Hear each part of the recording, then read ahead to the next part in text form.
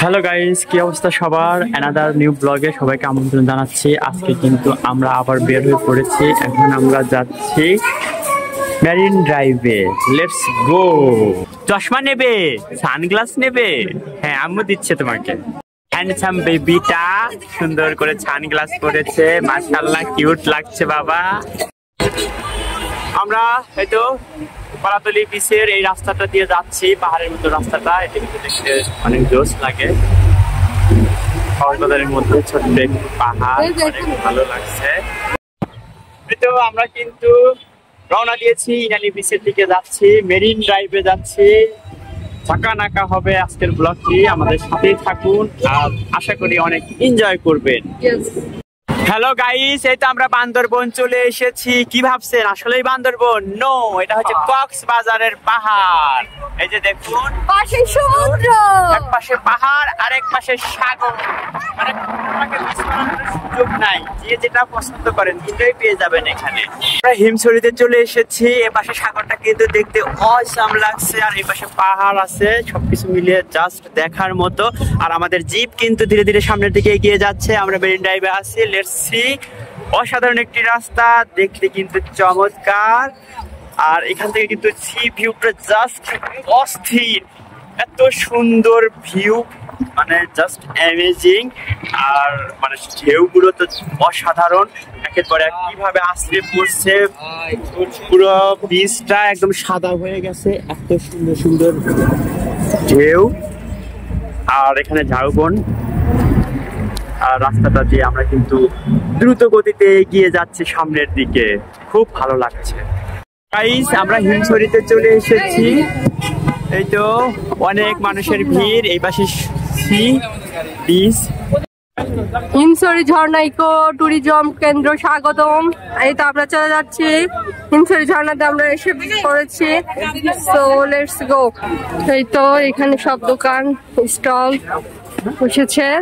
মামুনি সিনহা সামনে গিয়েছে, আলামনি পিছনে, তনিকার তন্ময় বসে আছে গাড়িতে। তো আমরা একটা ঢু মেরে যাবো, যদিও এর আগে এসব জায়গায় বহুবার এসেছি, তারপরেও আসছি যখন না দেখে কেন যাবো, এটাই হচ্ছে মেইন কথা।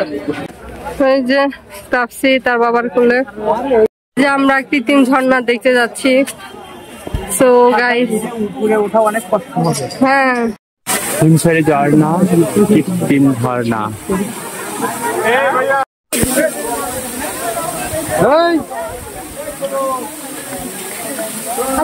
ঝর্ণা, কৃত্রিম ঝর্ণা আমি কখনো দেখা যাবে। তো আমরা এখন এই সিঁড়ি বয়ে পাহাড়ের উপরে উঠতেছি। এটি কিন্তু অনেক কষ্টকর,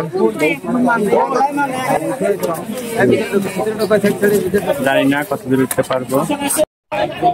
এটা কিন্তু হিমছড়ি পাহাড়ের উপর থেকে আমরা সাগরটা দেখতে পাচ্ছি। এই যে দেখাচ্ছি, পুরো পাহাড়ের উপরে উঠবো না, এখান থেকে কিন্তু অনেক সুন্দর দেখা যায় সাগর। যেহেতু আমি বেশ কয়েকবার এসেছি এর আগে, আর এখন এতটা সময় নাই, যেহেতু সবাই আসে নাই, ওরা সবাই জিপে ওয়েট করছে, এই কারণে কিন্তু আর উপরে উঠতেছি না, এখান থেকেই ব্যাক করব। এই তো পাহাড়টা অনেক বড়, তো যাই হোক এখান থেকেই ব্যাক করতেছি। এত উপরে উঠতে গেলে অনেক সময় লাগবে, হয়তো একা থাকলে উঠতাম, আমার কোনো সমস্যা নেই, উঠতে পারতাম, কিন্তু যেহেতু সবাই ওয়েট করছে এই কারণে আর দেরি করছি না। Let's go. এটা হচ্ছে লাল কাঁকড়ার বীজ। তো আমরা এখানে একটু পরে যাব, যেহেতু ভিতরে হেঁটে যেতে হবে, অনেকটা সময় হয়তো চলে যেতে পারে। আমরা পুরোটা মিস করতে যাচ্ছি না, এই কারণে কিন্তু আমরা এখানে নামলাম না, ফেরার পথে নামবো। এটা হচ্ছে রেজু খাল। রেজু খাল ব্রিজ দিয়ে আমরা পার হচ্ছি। এই তো ব্রিজ, আর এটা হচ্ছে খাল, খালটার নাম হচ্ছে রেজু খাল। রেজু খালের উপরে এপাশে নতুন আর একটা ব্রিজ হচ্ছে, সম্ভবত এই ব্রিজটা তখন বাতিল করে ওই ব্রিজটাই চালু করা হবে। আর খালটা কিন্তু অসাধারণ, অনেক ভালো লাগছে, বড় আছে, বেশ প্রশস্ত, দুই দিকটাই অনেক বেশি সুন্দর। পাশে কিন্তু বনের মতো, আর এটা খালটা পার হয়ে যাচ্ছি আমরা এখান দিয়ে। এই পাশে সাগর, আমরা মেরিন ড্রাইভে যাচ্ছি। দাঁড়াও দাঁড়াও দাঁড়াও। আর এই যে এই পাশে কিন্তু একটা সুন্দর ব্রিজ হচ্ছে, ব্রিজটা অনেক বেশি সুন্দর। ও মাই গড, এই পাশে সাগর, এত উত্তাল, এত বড় বড় ঢেউ, অসাধারণ। আমরা এখন পাটুয়া টেক বিচে চলে এসেছি। এখানেও কিন্তু অনেক বেশি সুন্দর, অনেক মানুষ এসেছে। আর এই জায়গাটা কিন্তু মানে অনেক ডিপ পানি, আর এখানে কিন্তু প্রবল আছে সেন্ট মার্টিনের মতো। বাহ, অনেক প্রবল আছে, অনেক বেশি ভিড়ও এখানে। আর সেই সাথে এই যে এখানে সুন্দর একটা সাঁকো আছে, সাঁকো দিয়ে আমরা পার হয়ে যাচ্ছি। বাবা, এই যে আমি এবং তাফসির যাচ্ছি, তাফসির আমার গাড়ি চলে গেছে। বিচটা কিন্তু অনেক বেশি সুন্দর, সেন্ট মার্টিনের মতোই লাগছে। এখানে কিন্তু অনেকগুলো প্রবল আছে, এখানে অনেক মানুষ ঘুরতে এসেছে, আর বিশাল বিশাল ঢেউ আসছে, দেখে অনেক বেশি ভালো লাগছে। আমরা একটু ছাতার দিকে যাচ্ছি, ছাতা নিব আগে, আর এখানে বেশ খানিকটা সময় থাকবো।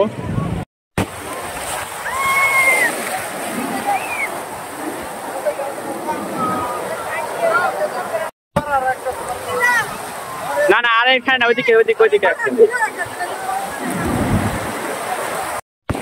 এই তো আমরা বিচের কিন্তু এখানে নেমে নেমে অনেকগুলো ছবি তুললাম, ভিডিও করলাম, আর এত সুন্দর এখানে, খুব বেশি ভালো লাগতেছিল। আমরা এখন যাব ওই পাশে, ওই যে দূরে ওই প্রবালটার কাছে যাব।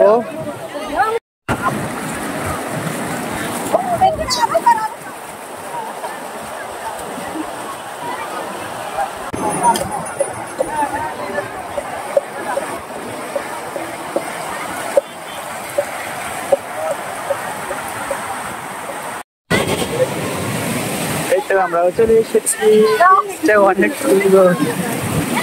ওয়াও ওয়াও ওয়াও,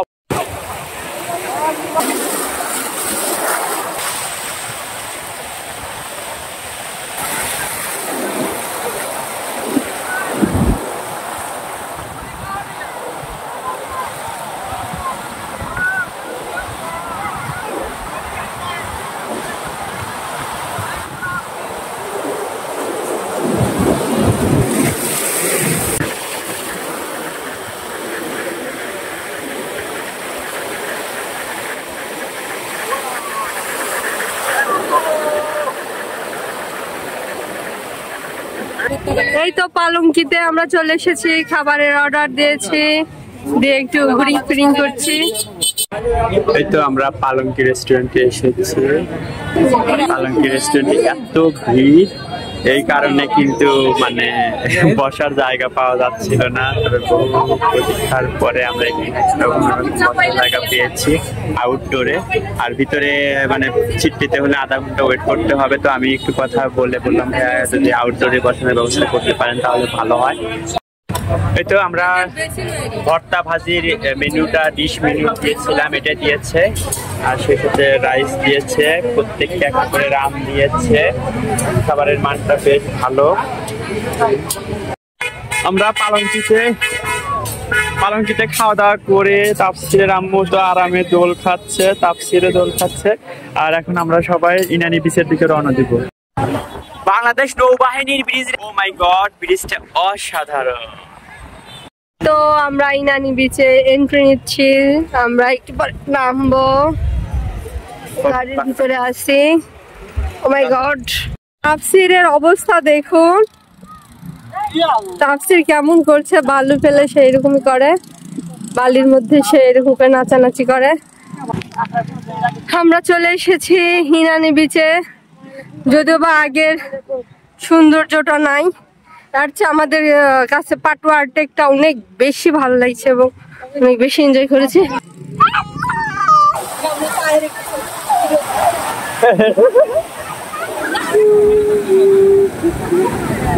রানিয়ান লাতি কি মজা করছে দেখেন, সবাই মাশাআল্লাহ বলে দেবে।